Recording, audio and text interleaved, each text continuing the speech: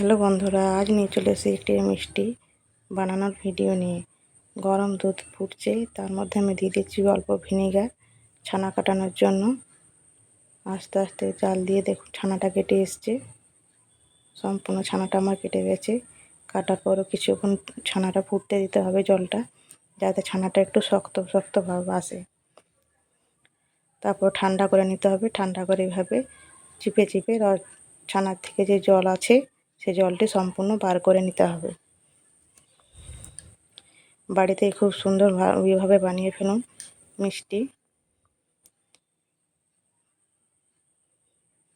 ভালো করে জলটি চিপে বার করে নিতে হবে। সম্পূর্ণ ছানা থেকে আমার জল বের করে নেওয়া হয়ে গেছে। এবার ভালো করে ময়দা মাখার মতো যেভাবে আমরা আটা মাখি ভালো করে মুথে নিতে হবে। মুথে নিয়ে একটি ডো তৈরি করে নিতে হবে। যেভাবে আমরা আটা মাখি সেভাবে ভালো করে 10-15 মিনিট ধরে মুথে নিতে হবে, যাতে ছানাটি মোলায়েম ও নরম হয়ে যায়। এই দেখুন থালার মধ্যে লেগে থাকবে না, এভাবে এটি ডো তৈরি করে নিতে হবে।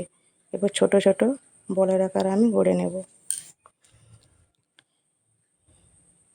দেখুন ছোট ছোট বলের আকারে আমি গড়ে নিচ্ছি।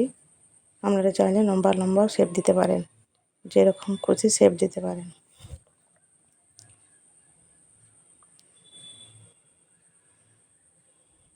বাড়িতে খুব সুন্দর এভাবে মিষ্টি বানিয়ে নিতে পারেন, দোকানের মতো খুব সুন্দর খেতে হয়। সবগুলো আমি গোল গোল করে পাকিয়ে নিয়েছি।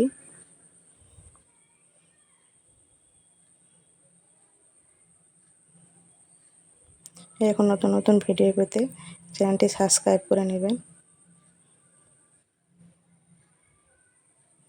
ভিডিওগুলো ভালো লাগলে অবশ্যই চ্যানেলটি সাবস্ক্রাইব করে নেবেন।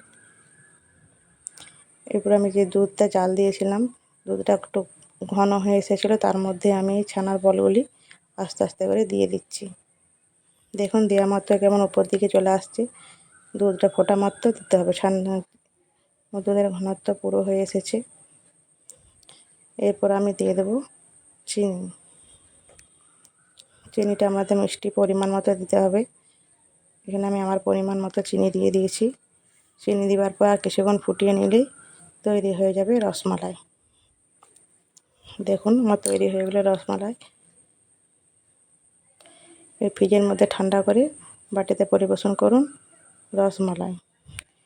সম্পূর্ণ ভিডিওটি দেখার জন্য ধন্যবাদ।